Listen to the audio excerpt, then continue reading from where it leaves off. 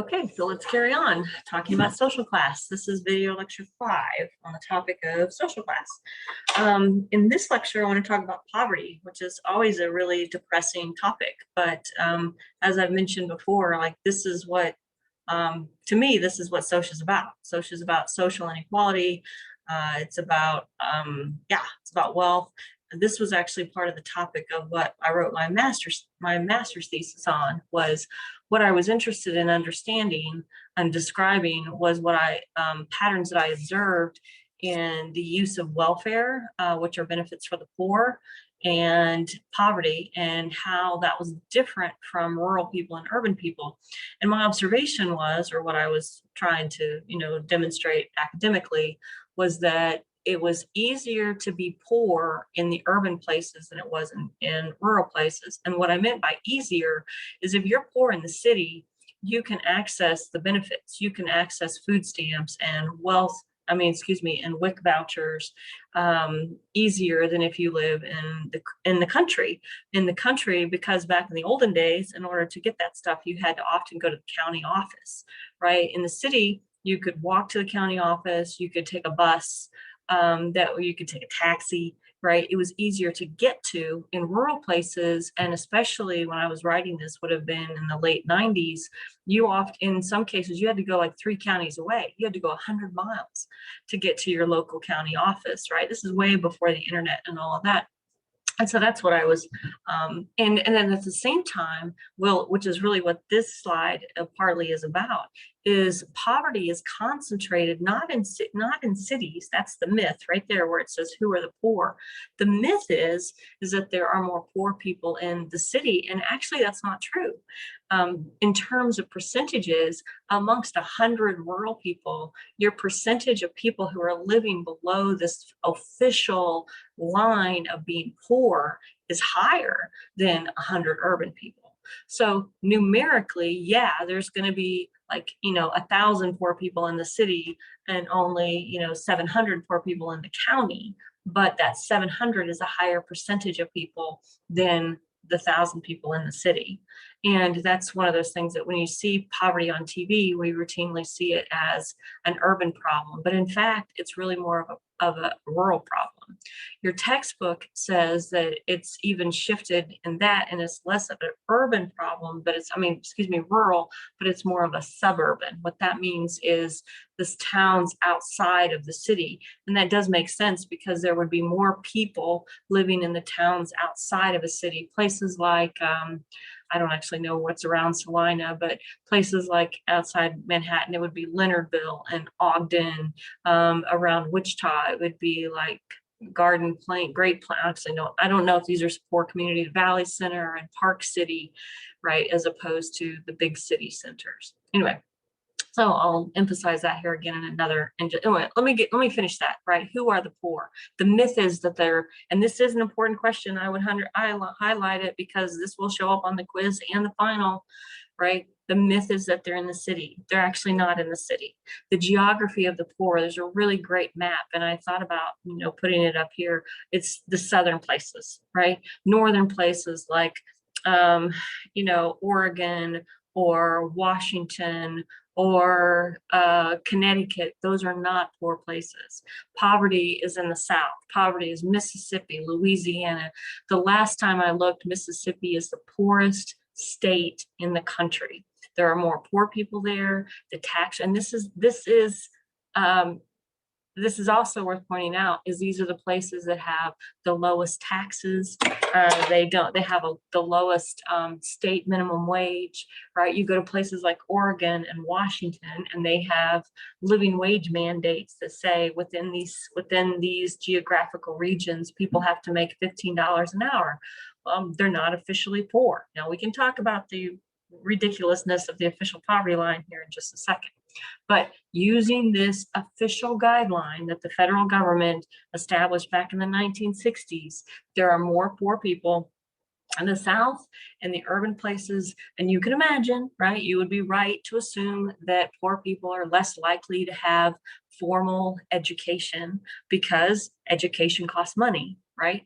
And it is true that education provides you opportunities, but let's not let's not assume that just because you have an education, you're not poor. There are enough educated people who still don't have jobs, right, that pay a decent wage. The feminization of poverty, and that's bolded, which means it's going to show up on a quiz, simply means that there are more women. If I had all the poor people in the room, right, the majority of those people would be women. Over 50% of those people would be women, and they would be women with their children, right? The age, children are the poorest demographic. And you might think, well, that makes sense because they can't, because they can't work. Well, the children are attached to the poor women, right? So that means child poverty. There was just a statement by the president yesterday, and he was talking about child poverty and how some of these this program, this what's called earned income credit. I think it's earned income credit. Oh, I might be wrong about that, but this child credit that they're proposing for next year would basically give households a certain dollar amount per child. And so the talking heads are saying this is going to reduce child poverty. Child poverty is when children live in households. Of course, kids are poor and they're not making their own money, but when kids live in households where the wage earner is officially poor. Okay, so kids are more. When I was in school, it was old people. And that's not true. Old people today are actually doing financially better than any other old generation in history because of their retirements and blah, blah, blah. But now I want to talk about what we mean by officially poor and how sociologists, and this is discussed quite clearly in your textbook, how this is not a really logical. I mean, it was once upon a time logical, but it's a little ridiculous. Okay. The official poverty line, and that's right, is based on the price of, drum roll please, food. It is based on the price of food, but here's the kicker. It's established, like this calculation is established in the 1960s, and it assumed that a family would spend 3 times, like they would spend a third of their income on food. If you've ever looked into affordable housing or tried to get a mortgage, right, one of the things that's important is you have to have 3 times the rent. That has to be your income for it to be affordable. So when this guideline is established in the 1960s, it says Americans spend 1/3 of their income on housing, 1/3 of their income on food, and then 1/3 of their income on everything else. This is established in the 1960s, right? So so we use the price of food and multiply it times 3. But it's not the price of frozen pizzas and steak.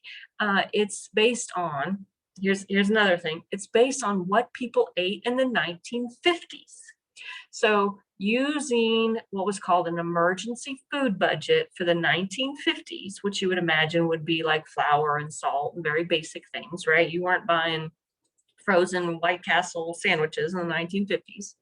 Using this emergency food budget, what it would cost to buy basic foods for an emergency situation in the 1950s, multiply it times 3. And this has been for one person, right? This has been the calculation for the federal poverty line ever since. So 60 years, 50 years, 55 years, we've been using what people ate in the 1950s. Various, political administrations have talked about changing it, but what would happen? What would happen if a president said, we're going to recalculate it to how people actually spend their money? And economists argue that today we spend about 1/5 of our income on food. We've added transportation costs, healthcare costs, maybe healthcare and education costs. Of course, we still use that 1/3 for housing. So let's say you have housing, food, education, medical costs, and everything else. If we adjusted, what would happen to the poverty line if we adjusted it? And now your food is only 1/5, right? All of a sudden, what's officially poor, the line goes up, and more people overnight are poor, right? Nobody's got the political will to do that. right? No Republican, no Democrat is going to want to overnight have more poor people if the line was readjusted. So what you often see for for programs designed for the poor is you see calculations like I have up here in this chart, where say, I actually don't know, I used to know all this stuff fairly well, but like WIC, right? WIC is food voucher. Oh, or how about this one? LEAP. LEAP stands for low income energy assistance. Low income energy assistance, and it's a what's called means tested. It's based on how much money you earn. I believe it uses 150 or 300% of the FPL, which is your federal poverty line. This is decided by the Department of Agriculture, I believe, the federal level, right? And so these often use like percentages, like 300% of the federal poverty line. So today in 2021, you are officially poor. If you're one person, just you earn less than $12,880. That makes you officially poor. If you're a family of three, you and your partner and your child, you are officially poor if you earn less than $21,000, right? Which is I had one of these, I had it by month. Some of these programs then use here it is by month. Oh my gosh, here it is by month. I didn't look close enough. So that means one person, if you earn less, so here's the real kicker too. If you earn 1,007, and this is before taxes, $1,075, you're not officially poor by this guideline, right? So this table helps you sort of figure out, calculate. And it was always interesting to me, if I have people in class say, so are you officially poor, right? Because one of the things that's also true about about the American economic psyche is most of us will when asked what social class we belong to, we'll say that we're middle class. But when you start showing people like, really, are you really middle class? According to this chart, maybe you're officially poor, or maybe you feel like, oh man, I don't have enough money to live on, I'm poor. And then you see the statistic and you're like, oh, guess I'm not officially poor. I wouldn't be eligible for those programs. Okay, once again, I've gone over my 10 minutes, so I'm going to stop right here. And when we come back, we'll talk about theories about